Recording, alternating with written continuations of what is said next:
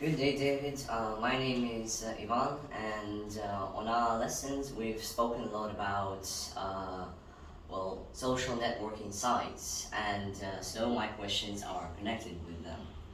So, as we all know nowadays, millions of people use different social networking sites like Facebook, Twitter, Google Plus, and many of us can't even imagine our life without those, without checking our status for a single hour. And my first question to you will be, do you use any of those social networking sites, and what do you use them for? Yeah, that's a good question. In fact, I use Facebook. It's the only thing I use. And it is true that I do not use it for personal things. I use it for teachers. So I have like a Facebook page where I think there are 9,000 teachers around the world who follow the page. And so I give information about what I'm doing, about activities to do in class, but I never use it for personal reasons. Like with my friends I'm usually in touch in different ways, with like the phone, with email. But like I personally think that it takes a lot of time, and I think it is also a little bit addictive. I think that, people like having liked and people worry about having likes. And I think that's obviously, that's because I'm old. I'm not a younger person like you. So maybe, when you're younger, it's a good way to keep in touch with people. But, you see your friends probably every day, more or less, no? I think I have a friend, for example, who lives in Dubai, and his family are in Spain and in England. I think if you're in that situation, it's a good idea to use social media because you can keep in touch with people from a distance. But, probably most of your friends are close to you. So like you can see them, you can speak to them, you don't need social media. But like I say, that's because I'm a little bit old. So like maybe I don't see the need for social media like young people. What about you? Do you use it much? Yes, I do use it every day. I communicate with my friends and teachers a lot, and especially I communicate a lot with a good friend of mine who lives in Netherlands. We chat a lot together, and even sometimes we play computer games and make projects together. So we have to communicate a lot, and we use social networking sites for that. Yeah, you see, I think that's a great thing. That's the great thing because you're at a distance, so like it's the best way to stay in touch. So I think that it is, I do think it's a great thing that you can stay in touch with people who are not close to you.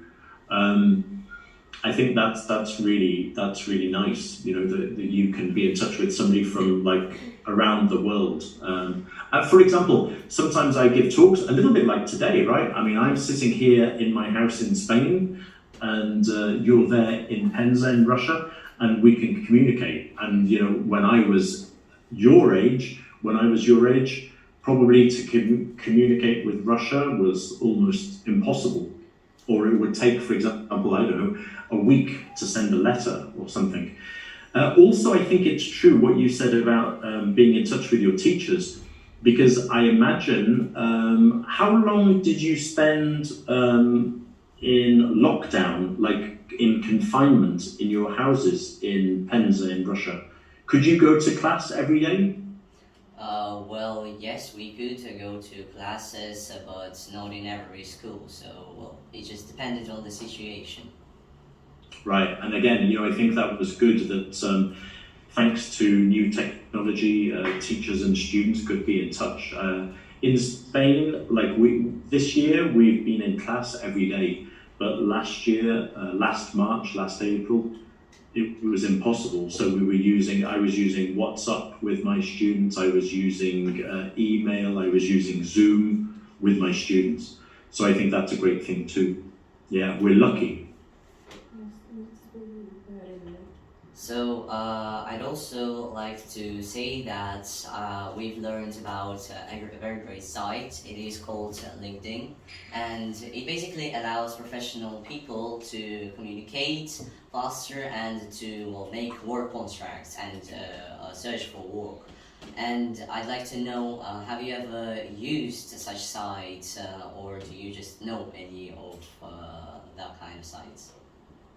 That is a very good question because actually I am on LinkedIn and I always get people communicating with me, but I don't really use it just because I'm in a strange position where lots of people know me already, so I don't really need any more contacts. I have so many contacts that it's almost like too many.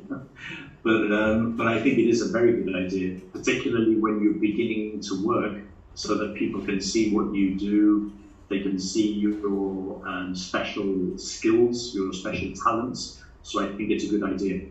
I sometimes feel bad because I don't use it and people try to contact me, but at the moment I'm always very, very busy. So at the moment I don't use it. But I think it's a good idea if you're beginning to work. I think it's a very good idea. Is there like a Russian equivalent of LinkedIn, or would you just use LinkedIn?